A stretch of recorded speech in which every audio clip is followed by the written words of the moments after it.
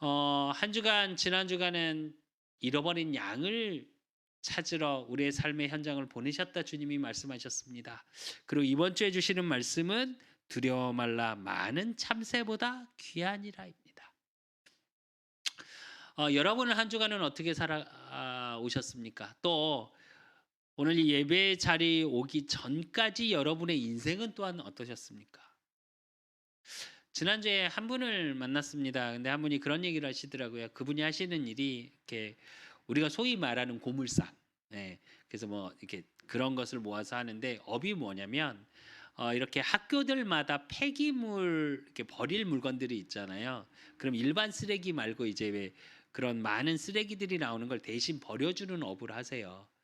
근데 그분이 그런 얘기를 하시더라고요. 한 번은 한 학교에서 열심히 한여름에 너무 더워서 막 그 학교에서 버릴 거를 막 나르고 계셨대요. 근데 이제 거기가 요즘은 아시죠? 요즘 중고등학교에 다 엘리베이터가 있습니다. 저희 때 다 걸어 다녔는데. 근데 이제 엘리베이터를 타고 이렇게 짐을 나르고 있는데 한 여자 선생님께서 타시더니 땀 냄새가 나서 엘리베이터를 못 타겠어. 그래서 말을 조금 이렇게 안 좋게 하셨나 봐요. 그래서 그 사장님이 이제 안 좋은 말을 막 하셨대요. "선생님이 그러면 되냐고. 어? 다른 것도 아니고 당신들이 버리기 힘든 걸 대신 버려 주려고 지금 일하고 있지 않냐고. 안 보이냐고." 그래 놓고 어떻게 하셨냐? 직원들을 데리고 철수. 그래서 다 내려놓고 철수해 버리셨대요. 너무 화가 나서. 그래 놓고 일 주일 있다가 다시 가서 일을 하셨대요. 근데 문득 그런 생각이 들었습니다. 그 얘기를 들으면서 그 얘기를 하시면서 또 어떤 얘기를 하시냐. 여름에 이렇게 밥 먹으러 식당 가면 쫓겨난 적도 있다고. 그러니까 땀 냄새가 나고 그러니까 거기다 이제 뭐 철거하고 막 이러면요. 이게 왜 지저분해지잖아요. 그리고 막 그러고 하면 용적도 그러니까 옷도 막 빵꾸 나고 그러니까 정말 식당 가서 밥 먹고 싶지가 않대요. 그 무시하는 듯한 그 느낌이 들어서. 문득 그런 생각이 들었습니다. 우리가 굉장히 많은 것들을 차별하고 살아가는구나. 보여지는 것 중심으로. 그렇다면 그 속에서 우리가 받은 작은 상처의 기억들이 우리를 참 힘들게 하겠구나. 그분도 이제 이야기를 하는 거 보니까 굉장히 성향은 되게 좋으시니까 똑부러지신 성격이시더라고요. 그런데 우리들은 보여지는 것을 통해서 또 남들이 하기 어려운 또 힘들어하는 일들을 하는 분들, 또 지금도 그런 업 속에 있는 우리 성도님들도 계실 거고요. 그럴 때 여러분은 어떤 생각이 드십니까? 때론 저는 가끔 요즘 들어서 그런 생각을 하나님께 기도도 하면서 그런 생각이 들어요. 굉장히 제 자신이 무능하게 느껴질 때가 있습니다.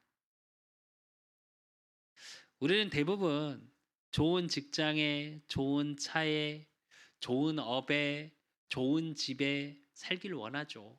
또 우리가 보고 미디어를 통해서 또 문화를 통해서 많은 것들을 볼 때 무엇을 기준으로 보여지냐? 그런 기준으로 보여져요. 드라마, 영화 우리가 볼 때마다 어떻게 해요? 그렇게 드라마 속에 나오는 대부분의 청년들은 다 실장님이시잖아요. 여자들이 이쁜 아름다운 여자들의 결혼 대상의 남자들은 다 실장님이에요. 한강 뷰가 보이는 그런 데 살고 있고. 근데 실제로 삶은 그렇습니까? 사실 그렇지 않습니다. 우리가 원하는 삶이죠. 그러니까 드라마나 영화나 그런 데서 굉장히 많이 나오겠죠. 근데 반대로 얘기하면 그렇지 못한 나를 발견할 땐 여러분은 어떤 생각이 드십니까? 굉장히 내가 무능하게 느껴질 때가 있어요. 그리고 그 무능이 느껴지는 것 속에서 어떻게 되냐? 삶의 의미를 자꾸 잃어가요, 우리는. 내가 원하는 수준이 이만큼인데 내가 이렇게 무능한 걸 계속 느끼는 작은 상처를 계속 받게 되잖아요. 그럼 우리가 어떻게 되냐? 내 삶의 의미를 잊어버리게 된다니까요. 어차피 안 될 건데. 그러니까 뭐가 찾아오냐? 무기력이 찾아와요. 삶의 의미가 없는데 어떻게 힘이 나겠어요, 삶에서. 그러니까 어떻게 되냐? 내 지금 오늘 미래에서 안 될 거라는 걸 오늘로 당겨져서 오늘이 어떠냐? 그냥 힘겨워요. 사는 게 너무 버거워. 근데 그게 왜 그러냐? 성경에 보니까 왜 그렇게 되어졌냐? 창세기 3장 사건 이후로 창세기 1장 27절에 우리가 하나님의 형상대로 창조됐고 하나님이 주시는 모든 축복을 누리는 삶. 창세기 1장 28절에 정복하고 다스리는 축복을 창세기 3장 이후로 놓쳐버렸어요. 그러니까 어떻게 되냐? 우리의 모든 삶이 어떻게 되냐? 인간이 저주받으니까요. 땅도 저주받았고요. 인간이 저주받으면서 어떻게 되어져 버렸냐? 여자는 잉태의 고통을 얻었고 남자는 수고해야지 소산을 먹을 수 있는 저주 속에 있게 됐어요. 근데 이 삶 속에서 어떻게 되냐? 우리의 영이 사단에게 붙잡힌 영이 돼요. 요한복음 8장 44절에 보니까 너희는 너희 아비 마귀에서 났으니 그는 처음부터 살인한 자요 우리 영이 죽어버렸어요. 거짓의 아비 진리에 서지 못하나니 이래요. 무슨 얘기냐? 진짜를 못 봐요. 창세기 3장에 그것을 먹는 날에는 반드시 죽으리라 했는데 그 언약을 놓치는 순간 어떻게 되냐? 그 선악과가 보암직도 하고 먹음직도 하고 지혜롭게 할 만큼 탐스럽게 보였다고 그랬어요. 우리 인생이 그래요. 보암직한 거, 먹음직한 거, 지혜로운 거 이것만 쫓는 인생이 돼버렸어요. 보여지는 것만 쫓는 인생. 그러니까 어떻게 되냐? 내 안에서 살아온 하나님이 내게 주신 그건 없어지고 뭐만 있냐? 보여지는 결과물만 있습니다. 여러분, 여러분의 인생이 지금 그렇게 그래요. 남들보다 좋은 아파트에, 좋은 차에, 좋은 업이 아니더라도 여러분의 존재만으로 굉장히 귀한 겁니다. 하나님이 보시기는. 무기력하고 무능력해서 제가 이제 저 자신이 좀 그렇게 느껴져서 제가 이렇게 찬양 가사를 이렇게 좀 이렇게 적어보고 있는데 제가 그 찬양 가사 중에 그런 가사를 적은 게 있습니다. 나조차 나를 부인하고 싶을 때. 여러분 그런 적 없으십니까? 너무 힘들고 지쳐 내 인생을 포기하기 이전에 아니 포기도 아니에요. 그냥 나조차 나의 전체를 그냥 부인하고 싶어. 근데 그때 하나님께서 그렇게 연약하고 무능력하고 부족하고 때론 그렇기 때문에 악하기까지 하는 나에게 하나님은 말씀하십니다. 이사야 43장 4절에서 5절에 보니까 내가 내 눈에 보배롭고 존귀하며 내가 너를 사랑하였은즉 하나님의 사랑 속에 있기 때문에 내가 내 대신 사람들을 내어주며 백성들이 내 생명을 대신하리니 두려워하지 말라. 내가 너와 함께하며 내 자손을 동쪽에서부터 오게 하며 서쪽에서부터 너를 모을 것이며 그랬어요. 여러분은 여러분 자신을 부인하고 싶을 만큼 힘들 수 있고 무능해 보이기도 하고 미래가 없어 보이기도 하는데 하나님은 여러분에게 어떻게 말씀하고 계시냐? 보배롭고 존귀한 존재랍니다. 여러분의 미래가 없어 보이는 것 같은데 하나님은 뭐라고 그러시냐? 함께하고 내 후손들을 모아서 하나님의 살아계심을 증거할 만큼 증인으로 세우시겠답니다. 여러분 두려워하지 마십시오. 오늘 말씀의 제목이 두려워 말라 많은 참새보다 귀하니라 그랬습니다. 우리는 너무 많은 두려움 속에 살아가죠. 그러다 보니까 내가 무기력해 보이고 무능력해 보이고 보잘것없어 보이고 그 속에서 온 작은 상처들로 인해서 아주 작은 거에 내 감정이 상하고 아주 작은 거에 갈등이 일어나고 아주 작은 거에 돌이킬 수 없는 큰 상처가 되어져서 사단은 그 상처를 가지고 끊임없이 저와 여러분을 속입니다. 하나님의 언약을 놓치게 만들고요. 기도할 수 없게 만들고요. 예배 자리에 서지 못하게 만들고요. 세상의 가치가 복음과 말씀과 교회와 예배의 가치보다 몇십 배, 몇천 배 가치 있게 보이게 속이고요. 속지 않으셨으면 좋겠어요. 지금의 환경에 속지 마시고요. 지금의 상황에 속지 마시고요. 여러분의 감정에도 속지 마십시오. 여러분은 여러분 자신이 생각하는 것보다 하나님이 보시기엔 천하보다 귀하다고 그랬습니다. 어떤 상황 속에서도 하나님은 함께하고 계십니다. 어떤 문제 사건 속에서도 하나님은 일하고 계셔요. 그래서 오늘 말씀을 통해서 정말 내가 두려워하는 것들이 두려움의 대상이 아니라 응답의 대상으로 내가 모든 것 속에서 세상의 물질 보이는 것을 인정하는 삶에서 하나님을 인정하는 삶으로 그래서 내가 내 것을 가지고 세상의 것을 가지고 몸부림치는 자가 아니라 하나님의 언약을 가지고 영적인 몸부림을 치는 그래서 모든 자에게 모든 사람에게 하나님의 살아계심이 여러분의 삶을 통해서 드러나는 축복의 증인 되시기를 예수 그리스도 이름으로 축원드립니다. 그래서 본론으로 제일 먼저 봐야 될 게 뭐냐? 세상을 두려워하지 마십시오. 세상 두렵잖아요. 여러분 안 두려우십니까? 아니, 저는 세상이 두렵지도 않고 만만하지도 않았고 어쩌면 저는 되게 자신만만했던 삶을 많이 살았던 것 같아요. 근데 작년부터 해서 이렇게 흘러오면서 이제 세상이 조금 두렵다는 생각이 잠깐씩 들더라고요. 그때마다 제가 하나님께 늘 기도했던 게 하나 있습니다. 그게 뭐냐? 하나님 살아계시죠. 지금 나와 함께 하시죠였어요.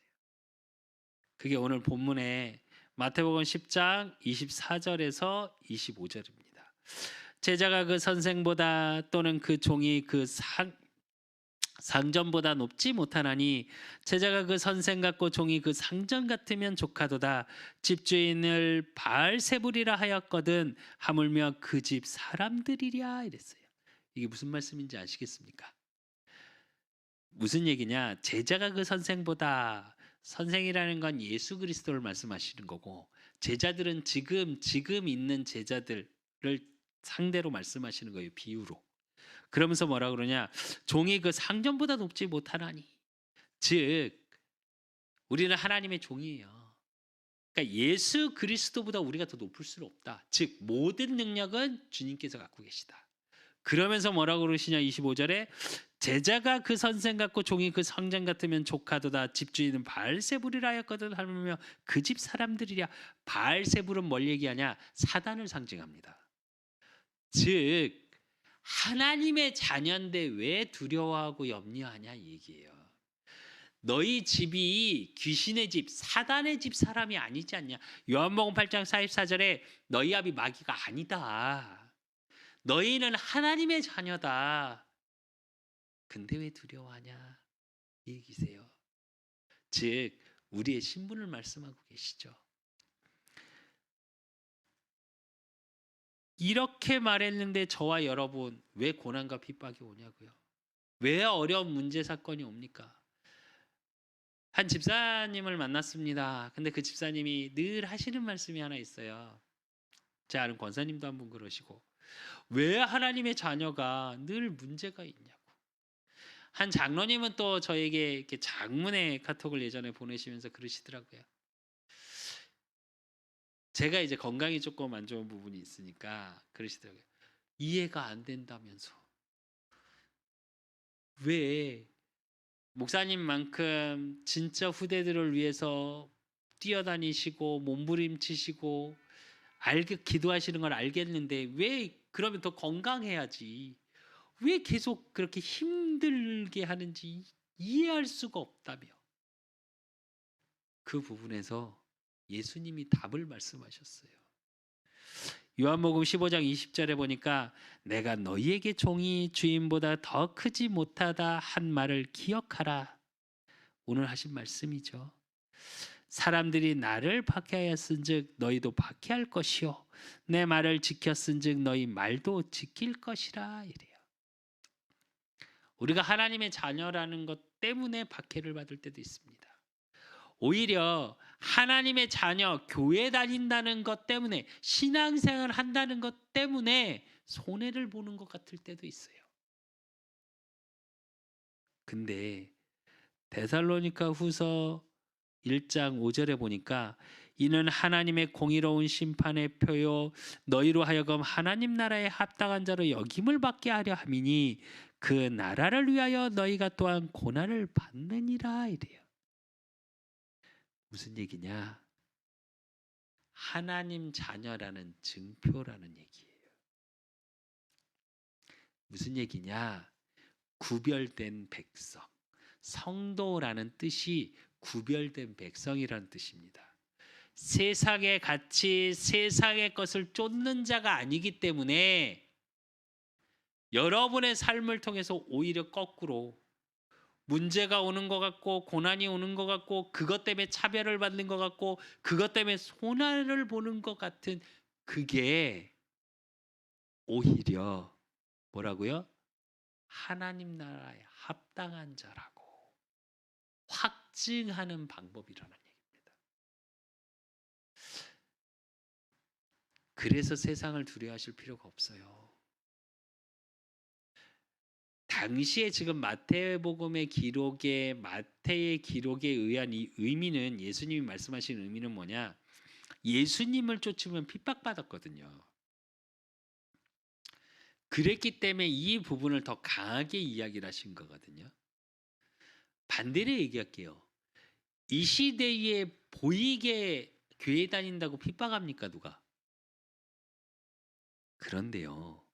문화적으로 보면 지금 뭐 그냥 뭐 종교는 자유지 특히 우리나라에서는 그렇게 말하는 것 같으나 실제로 여러분의 삶의 현장에서 내가 하나님의 자녀라고 드러내기 쉽지 않습니다. 생각보다.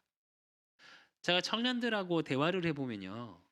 생각보다 어렵습니다.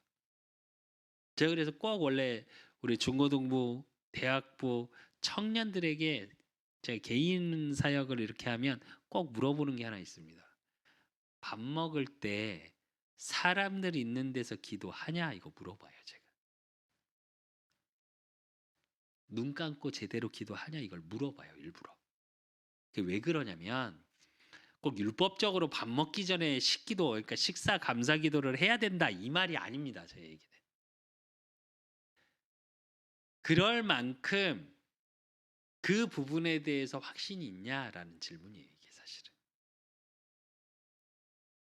혹시나 드러날까봐 말을 못하고 혹시나 그것 때문에 두려워하고 계시는 분이 있다면 오늘 이 시간부로 떨쳐버리십시오.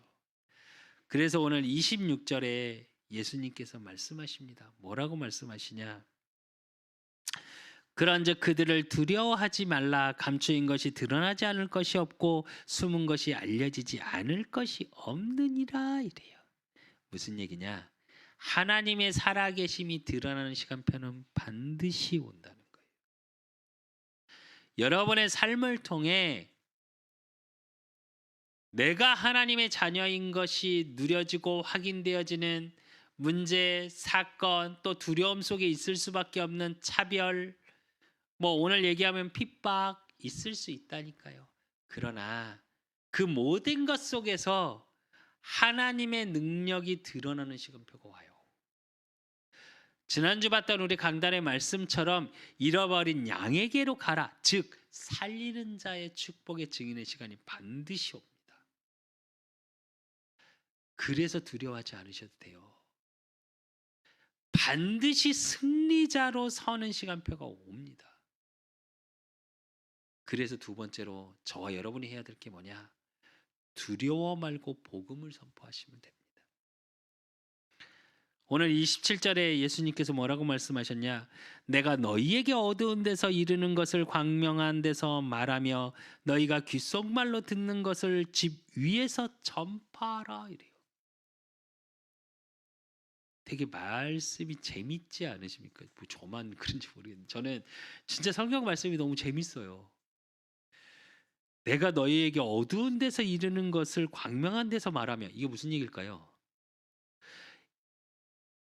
당시에 예수님이 복음을 선포하는 현장 속에 잘못 있으면 끌려갔다니까요.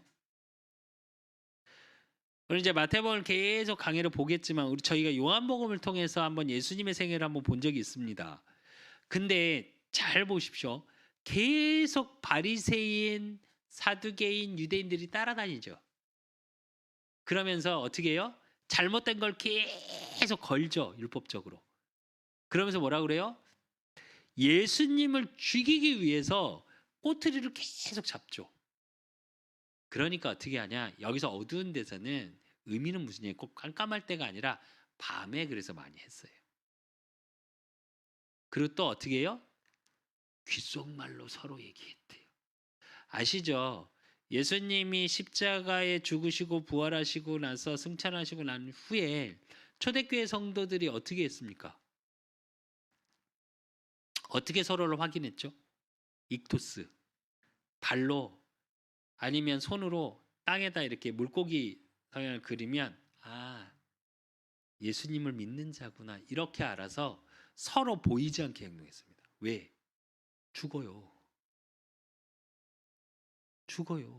네로 황제 사건 이후로 걸리면 어떻게 해요? 화형. 걸리면 어떻게 해요? 사자 밥. 그랬기 때문에 그렇게 전파했어요. 그것처럼 오늘 뭐라 그래요? 어두운 데서 이르는 것을 광명한 데서 말하고 너희가 귓속말로 듣는 것을 그렇게 들어도 두려워하지 말고 어떻게 하라고요? 지붕 위에 올라가서 얘기하랍니다. 우리 그 사람께 오래 주신 응답의 말씀처럼 높은 산에 올라 여호와를 보라라. 지붕 위에 올라가서 예수가 그리스도로 이 땅에 오셨다. 그리스도를 번역하면 뭐라고요? 메시아. 너희들이 그렇게 기다리던 메시아가 이 땅에 오셨다. 그분이 왕, 제사장, 선지자로 오셔서 우리의 사단의 문제, 죄 문제, 하나님 만나지 못한 모든 문제를 해결하신 그리스도로 오셨다. 그걸 말하라는 거예요. 그러면서 뭐라 그러시냐? 저와 여러분의 모든 삶이 왜 그럴 수 있냐? 지난주 말씀처럼 잃어버린 양에게로 가라 그랬습니다. 베드로전서 2장 9절에는 뭐라 그러셨냐? 그러나 너희는 택하신 족속이여 왕 같은 제사장들이여 거룩한 나라여 그의 소유가 된 백성이니 이는 너희가 어두운 데서 불러내어 그의 기이한 빛에 들어가게 하시니 아름다운 덕을 선포하게 하려 하심이라 이래요. 무슨 말이냐? 저와 여러분이 그리스도의 대사라는 거예요. 저와 여러분을 통해서 왕, 제사장, 선지자의 일을 하시겠다는 거예요. 뭐 할 때요? 아름다운 덕을 선포할 때. 예수가 그리스도 되심을 선포하는 그 현장 속에 그리스도의 일들을 하나님 나라의 일들을 하나님이 하시겠다는 얘기예요. 그러시면서 뭐라고 그러셨냐 주님이 28절에 몸은 죽여도 영혼은 능히 죽이지 못하는 자들을 두려워 말고 오직 몸과 영혼을 능히 지옥에 멸하실 수 있는 이를 두려워하라. 즉 사람 두려워하지 말고 생사화 복 우리가 살고 죽고 좋은 일 나쁜 일 다 누구 손에 있다고요? 하나님의 절대 주권 속에 있다. 그렇기 때문에 여러분 복음을 증거하는 데 두려워하지 마십시오. 여러분의 삶 속에 세상을 두려워하고 사람을 두려워해서 내가 이 말하면 저 사람이 어떻게 받아들이지? 내가 이러면 내가 복음을 말하고 내가 하나님의 자녀요 얘기하면 어떻게 하지? 라고 두려워하지 마시라니까요. 베드로전서 3장 14절에서 16절에 보면 그러나 의를 위하여 고난을 받으면 복이 있는 자니 그들이 두려워하는 것을 두려워하지 말며 근심하지 말고 너희 마음에 그리스도를 주로 삼아 거룩하게 하고 너희 속에 있는 소망에 관한 이유를 묻는 자에게 대답할 것을 항상 준비하되 온유와 두려움으로 하고 선한 양심을 가지라.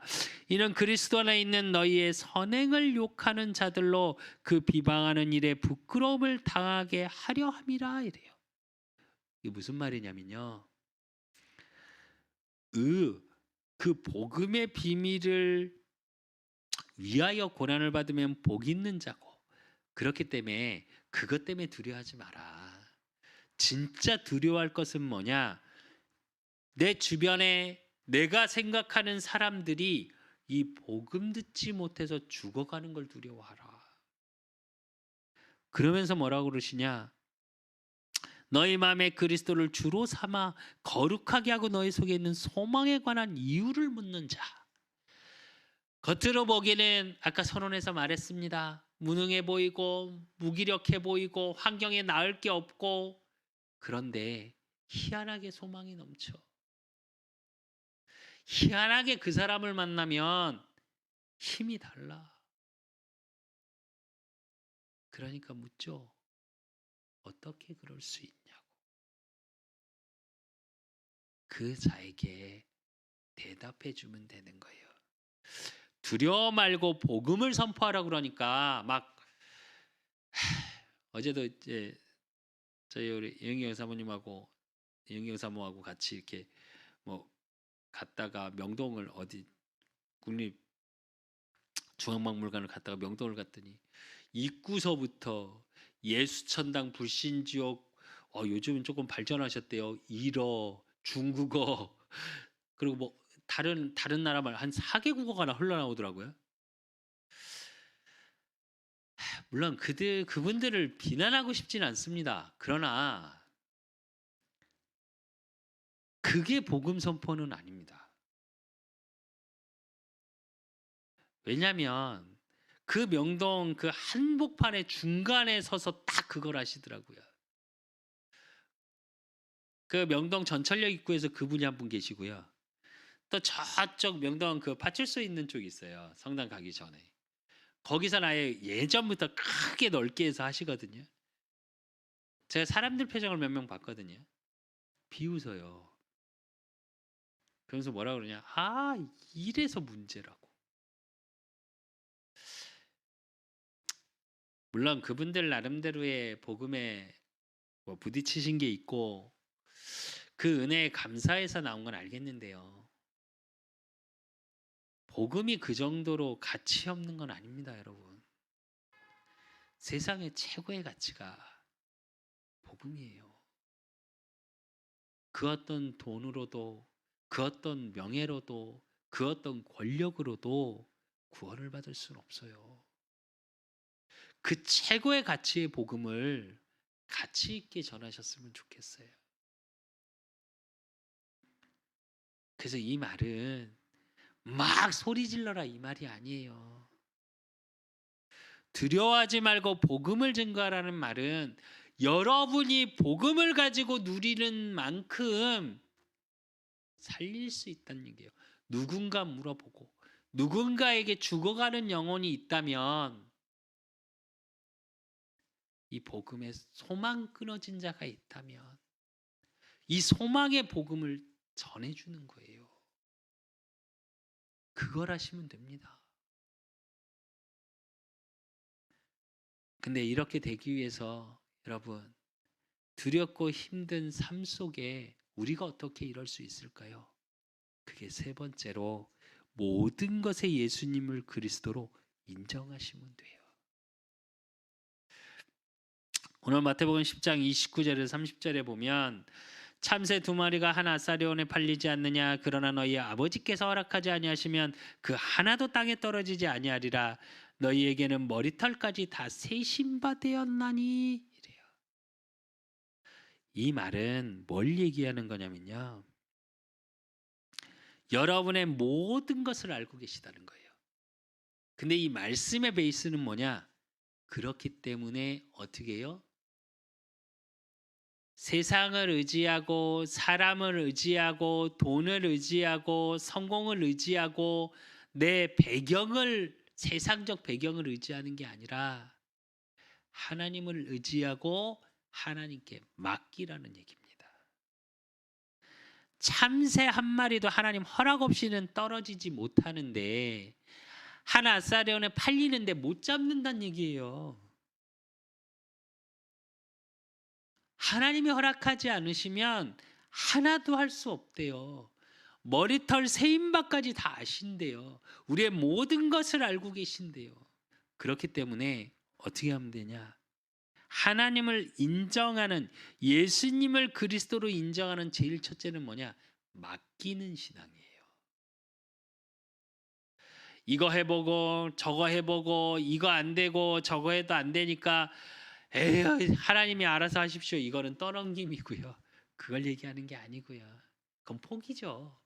그게 아니라 여러분의 모든 삶을 하나님께 맡기는 거예요.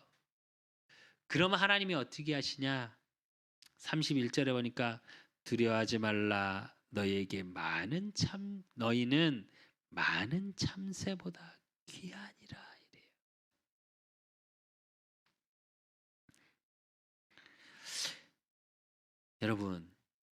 여러분 자신을 볼 때 어떻게 보이십니까? 여러분 자신을 생각할 때 나는 어떤 사람인 것 같으십니까? 서론에서도 아까 잠깐 이야기했지만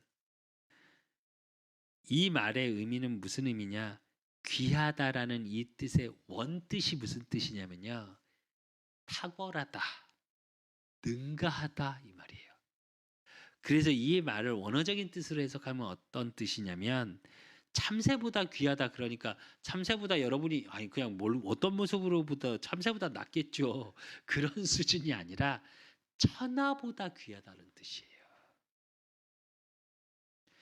여러분 한 명 한 명이 천하보다 귀하다고요. 하나님이 보시기에. 모든 것을 능가할 만큼 귀한 분들이라고요.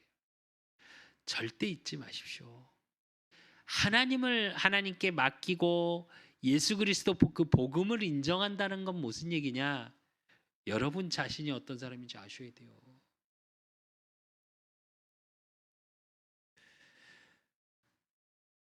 그러면서 예수님 말씀하시죠. 32절에서 33절에 보니까 누구든지 사람 앞에서 나를 시인하면 나도 하늘에 계신 내 아버지 앞에서 그를 시인할 것이요 누구든지 사람 앞에서 나를 부인하면 나도 하늘에 계신 내 아버지 앞에서 그를 부인하리라.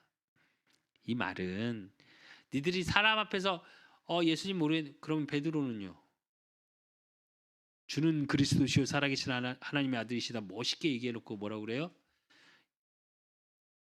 조그만 꼬마아이가 저 예수님하고 같이 다니던 사람인데 뭔 소리냐고 난 같이 다닌 적이 없다며 그러고서 고기 잡으러 갔는데요. 근데 주님이 어떻게 해요? 조반까지 밥까지 지어놓고 밥 먹여가면서 얘기하세요. 네가 나 사랑하느냐? 이러고 이걸 율법적으로 내가 내 삶에서 그러니까 사람들 앞에서 내가 하나님을 인정해야지 이 얘기가 아닙니다. 무슨 말이냐면 여러분의 모든 지금의 삶을 통해서 예수 그리스도를 인정하라는 거예요. 우리는 보여지는 건 다 인정하고 살잖아요. 또 반대로 얘기하면 사람 앞에서는 인정받으려고 몸부림치잖아요. 우리 상사에게 인정받고 부모님에게 인정받고 자녀에게 인정받고 돈으로 성공으로, 명예로. 그런데 웃기죠. 하나님 앞에 인정받으려고 안 해요. 또 반대로 사람도 인정하고 돈도 인정하고 성공도 인정하는데 하나님을 인정을 안 해요, 우리는. 이 말은 무슨 얘기냐? 모든 것에서 예수 그리스도, 예수님이 그리스도 되심, 그분이 나와 함께 하심을 인정하라는 얘기예요. 두려운 일들이 있으십니까? 아니면 문제 사건 때문에 지금 너무너무 힘든 속에 있으십니까? 아니면 보여지는 건 너무 잘 되고 있는데 내 마음이 공허해서 너무 힘들고 지쳐 있으십니까? 그 속에서 하나님을 찾으십시오. 그 속에서 예수 그리스도를 인정하십시오. 전 요즘 지난주에도 제가 말씀드렸는데 하나님께 그 질문을 계속합니다. 하나님 살아계십니까? 그러니까 불신앙의 질문이 아니고요. 살아계신 게 분명하다면 내 삶을 통해 내 생각, 내가 보고 듣고 말하고 생각하고 하는 모든 것 속에 하나님의 살아계심이 느껴지게 해주시라고. 그 기도를 참 많이 하거든요, 요즘. 여러분이 하나님을 인정하면 하나님이 하나님의 일들을 여러분의 삶을 통해서 이루어 가셔요. 그래서 사도 바울이 빌립보 교회에 부탁하며 이렇게 얘기합니다.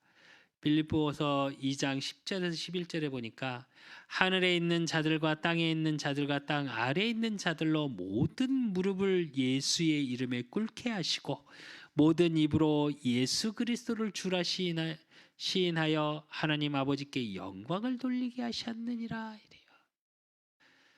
여러분의 인생의 주인이 예수 그리스도라고 인정하시기 시작하면 어떻게 해요?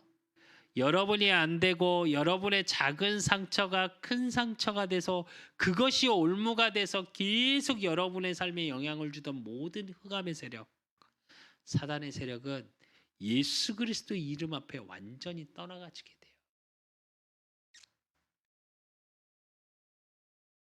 정말로 인정하십시오. 여러분이 어떤 것 속에서도 하나님을 인정하면 하나님이 하나님의 일을 해가세요. 왜? 여러분은 보배롭고 존귀한 자니까.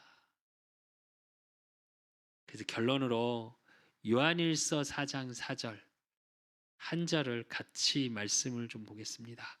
요한일서 4장 4절 같이 합독하시겠습니다. 자녀들아 너희는 하나님께 속하였고